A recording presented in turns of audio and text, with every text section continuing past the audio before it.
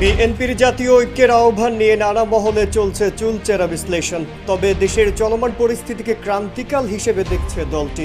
এজন্য এখনই জাতীয় ঐক্য গঠনের উপযুক্ত সময় হিসেবে মনে করছে বিএনপি। সরকার পতনের এক দফা দাবিতে বিরোধী সব রাজনৈতিক দলকে এক ছাতার নিচে আনার চেষ্টা করছে তারা। যুগপথ আন্দোলনে থাকা নিবন্ধিত ও অনিবন্ধিত ৩৯ দল ছাড়াও ইসলামী, বাম ও ডানপন্থী আরও ১৫টি দলের সঙ্গে আলোচনা করছেন দলটির দায়িত্বশীল নেতারা।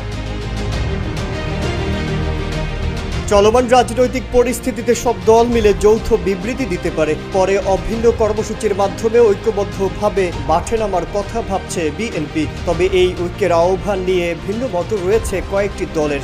বিশেষ করে জামায়াত ইসলামীকে সঙ্গে নিয়ে ঐক্যের বিষয়ে বামপন্থী কয়েকটি দল আরও সময় নিতে চাইছে। সংশ্লিষ্ট সূত্রে এসব তথ্য জানা গেছে।